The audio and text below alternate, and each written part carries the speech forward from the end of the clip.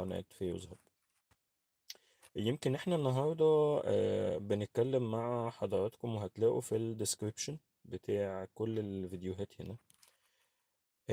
احنا عملنا حاجة، يعني كنا بدأنا فيها وبدأنا ان احنا نعمل كده ريستراكشر ليها، بحيث ان احنا نبدأ ان احنا ننظمها بشكل كويس وبشكل فعال، بحيث ان يبقى فيه نتيجة ونتائج وأهداف محققة على الأرض للي احنا بنعمله.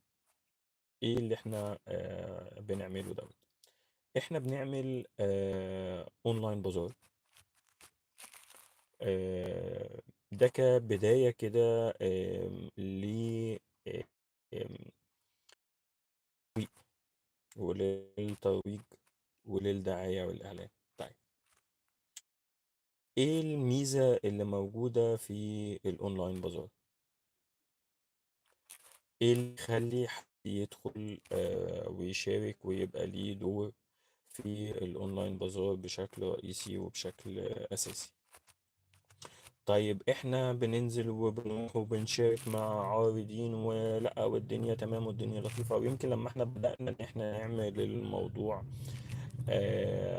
يعني الناس كان بيبقى عندها كم من الأسئلة كتيرة. حبينا ان احنا نبقى الى حد كبير ان احنا من خلال القناة هنا، ويمكن التركيز هيبقى اكتر على القناة بتاع تصدير. هتلاقوا اللينك بتاع القناة موجود في الديسكريبشن بتاع الفيديو. طيب، فحضرتك او حضرتك مشارك في بازار وموجود في بازار وبتنزل وتمام، وممكن تبقى حاطط في اعتبارك ان الدنيا تمام والدنيا لطيفة طيب، برضه حابين ان احنا ما نبقاش بنعمل نوع من نقدر نقول ايه، ان احنا نبقى بننظر بس، او بنحط افكار وخلاص، او بنتكلم على حاجات واحنا نفسنا مش بننفذها. طيب، ايه الحاجات اللي ممكن ان احنا نكون بنعملها بحيث ان احنا نبقى بنوضح ايه اهمية ان انتوا تبقوا موجودين معانا؟ طيب، فحبينا ان احنا نعمل فكرة الاونلاين بازار دي. احنا زي ما قلت قبل كده ان احنا اوريدي كنا عاملين فكرة الاونلاين بازار بشكل رئيسي وبشكل اساسي وبشكل فعال. طيب، ممكن تكون دلوقتي حضرتك عندك منتج، عندك سلعة، او حتى بتقدم خدمة. تمام. بتنزل بازار او بتنزل معرض. طيب، هل انت حاسب التكلفة صح؟ هل انت حاسب الموضوع صح؟ يا ريت بس كل الناس اللي موجودة معانا بشكل رئيسي وأساسي، بس نستأذن حضراتكم إن انتوا تعملوا لايك لللايف، وهتلاقوا في الديسكريبشن القناة بتاع تصدير. دي القناة اللي هتبقى مركزة أكتر على شرح الحاجات اللي ليها علاقة ككورسات مجانية، سواء كان للتصدير أو كمان للتسويق. طيب، إيه قيمة وأهمية الأونلاين بازار؟ حضرتك او حضرتك بتنزل في معرض، بتنزل في بازار، تمام، نزلت فالبازار اللي حضرتك نازل فيه دوت او بتنزل فيه، أم، على حسب هو تكلفته اليومية قد ايه. خلينا نفكر، لو هنفكر في الاول انت كاورجنايزر او كمنظم لبازار معين، ايه الاستفادة بتاعتك؟ التكلفة بتاعتك وهامش الربح بتاعك او المارجن بروفيت او السيرفيس، انت بتقدم سيرفيس بتاعت بازار، فايه الاستفادة اللي موجودة اللي راجعة عليك او طيب. أم، لو ان احنا جبنا او حسبنا التكلفة بتاعت ان انت بتنزل بازار على الارض، فتقريبا ممكن اليوم يبقى واقف يعني ما بين 300 ل 400 جنيه. دي تكلفة للأورجنايزر. انا حد دلوقتي بعمل بازار، فاخترت لوكيشن، اخترت مكان، في مول بقى، في نادي طبعا، وبيختلف بقى لانه الاورجنايزرز دول او الحد اللي عنده بازار هو بيبقى يا اما واخد عامل رينتنج او عامل ايجار. الايجار ده مثلا لمدة كذا، ممكن يبقى عقد او تعاقد ان هو واخد بيعمل البازار في النادي ده، في المول ده، اي مكان في الدنيا. طيب، ممكن حضرتك او حضرتك بتلاقي انه في بازارات بتبدأ مثلا من 3 ايام ل 4 ايام، ده الافريج. وبرضه لازم تبقى انت وانت نازل مكان يعني. لا يعني نصيحة لحضرتك او لحضرتك، لو انت مركز في فكرة شغل البازارات اللي على الارض، ما تنزلش بازار يوم واحد، يومين لا، الا لو انت مجرب وعارف مينيمم 3 ل 4 ايام. وطبعا احنا ليه بنتكلم على فكرة البازار الاونلاين دي، يعني في الدخلة او في الدنيا بتاعة رمضان، لان رمضان كل سنة وحضراتكم طيبين، مع الجو حاليا مع الدنيا مع التفصيلة، يعني الى حد كبير جدا مش هتبقى الطف حاجة يعني. آم، انت بتبقى بتتكلم ان انت نازل، المفروض ان انت تكلفة بتاعة البازار عليك هي بقى م- م- متحملة على عدد ساعات قليل جدا في ظل جو صعب في. طيب، فاحنا ليه نفكر في الاونلاين بازار؟ ليه نحب ان احنا نشترك في الاونلاين بازار؟ بصوا، زي ما قلنا، لو احنا هنبقى بنتكلم على النموذج ده، ان انا حضرتك نزل في بازار، البازار دوت هو تكلفته مثلا، هنيجي نقول بازار هو 4 ايام، فهو تكلفة البازار على الاورجنايزر بتتكلم مثلا في 1200 جنيه ليك انت كتكلفته عليك. طيب، بكام انت اقل حاجة انت بتاخد بيها بازار؟ هتبقى في حدود مثلا هتقول 3 ايام 4 ايام ب 2000 جنيه. حلو، يعني لو قلنا 4 ايام ب 2000 جنيه، يعني اليوم متكلف عليك انت كبازار كعرض بس 500 جنيه في اليوم. حلو. طيب، حضرتك هتنزل كام واحد اللي هينزل في البازار دوت، شخص او اتنين؟ طيب،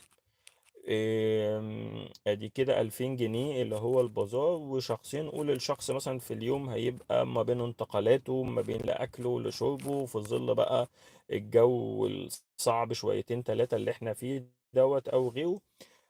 يعني هنلاقي انه نقول مثلا ايه 200 جنيه في اليوم للفرد الواحد.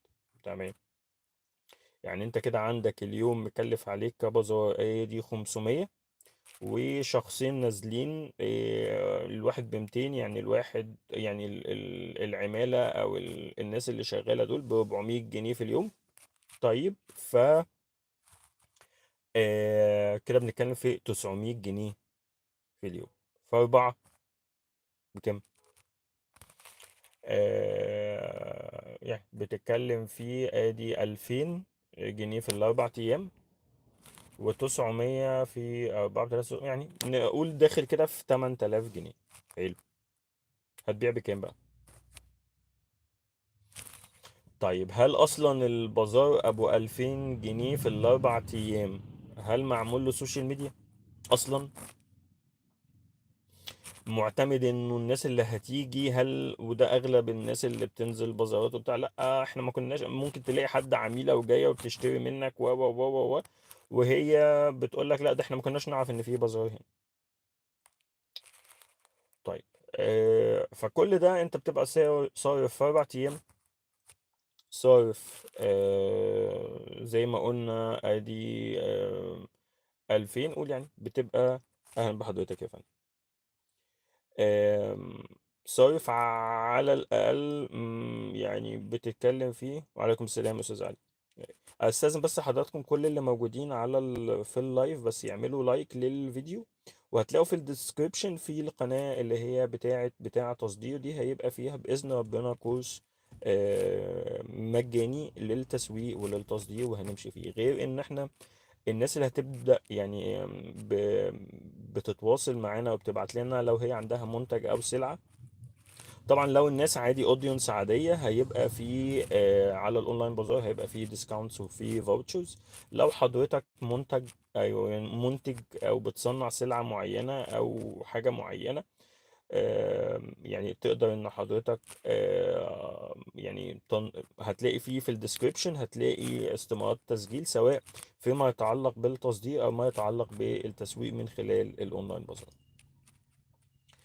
فنرجع تاني اللي احنا كنا بنقوله، انه انت ممكن بتنزل بتاخد قناة من قنوات التسويق، زي البازار، زي معرض، زي فعالية معينة، بس بتنزل.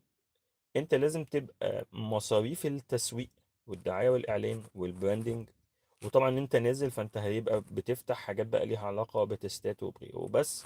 اللي احنا شايفينه انه ده كوست عالي في البداية عليك، ك حد لسه بتبدأ البيزنس، سواء انت كستارت اب او لسه يعني مشروع متناهي الصغر او كده. طيب ايه الحل؟ فاحنا جبنا الحل. الحل هو الاونلاين بازار معانا. ليه؟ لان اولا هو تكلفة قليلة في البداية، وتكلفة تخليك تقدر تعرف ايه المنتج البياع معاك بشكل كويس. يعني اللي بيحصل لما انت بتنزل معرض على الارض او بتنزل بازار على الارض، ايه اللي بيحصل؟ ان انت معاك عندك بقى 20 30 منتج وبتاخد من كل منتج. فانت على الاقل كمان من ضمن الحاجات اللي هي على تكلفة البازار اللي بتبقى موجودة، ان حضرتك بيبقى عندك التكلفة بتاعة النقل، نقل البضاعة كمان. انت بتيجي بتفرش، وغير المطبوعات. فانت هتلاقي ان الموضوع دخل معاك في قصة كده. ف أم- احنا هنبقى بهذا لايف الفترة اللي جاية دي، بحيث ان احنا هنبقى بنتكلم اكتر على الاونلاين بازار. ازاي ان انت تشترك، وليه ان انت تشترك، ليه تكلفته هي في المعقول، ونبقى حاسبين كده الدنيا بشكل كويس ورئيسي واساسي. مهم جدا ان حضرتك او حضرتك تعملوا لايك للفيديو. مهتمين جدا بان احنا نسمع آراء حضراتكم، وان انتوا تتواصلوا معانا من خلال كذا تشانل اللي احنا هنبقى مركزين فيها ان شاء الله باذن الله الفتره اللي جايه. ما تنسوش ان انتوا تعملوا اشتراك في القناة. هتلاقوا كمان القناة التانية اللي احنا بنبدأ ان احنا ننزل عليها الكورسات، وهيبقى عليها كورسات مجانية، ونبقى شغالين بشكل يعني اكثر فاعلية، يبقى من خلال كل الشغل بتاعنا. فأتمنى إن حضراتكم تعملوا اشتراك في القناة، قناة فيروز هاب، وكمان القناة بتاعتكم اللي هي بتحاول إنها تفيدكم وتتواصل معاكم، قناة بتاع تصدير. لو في أي سؤال أو استفسار عند حضراتكم تحت أمركم، يعني بحيث إن احنا برضو لو الناس عندها أي سؤال أو استفسار، متاح إن احنا نرد على حضراتكم.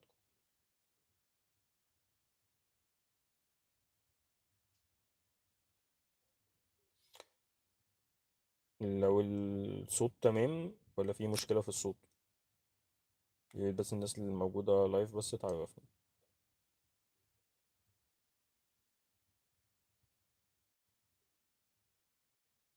تمام يا فندم. استاذ كريزي ايكونومي. يعني ليه كريزي ايكونومي؟ يعني هو الاسم عاجبني في الحقيقه. هل يعني مش عارف، بس لا يعني عندي فضول اعرف بس المسمى ليه كريزي ايكونومي يعني. هو بص، هو يعني حلو لانه بص، الفكره ان الاقتصاد هو علم اداره الموارد النادره. بس احنا يعني انا عاجبني الاسم بتاع حضرتك او حضرتك ككريزي ايكونومي دي، يعني حاجه لطيفه، عاجبني جدا يعني. ان الاقتصاد يعني ابلغ وصف على وصف الاقتصاد حاليا ان هو كريزي ايكون. يعني دي يعني يبقى دي حق ملكية فكرية لحضرتك او حضرتك. لو في اي سؤال او استفسار تحت امر حضرتك.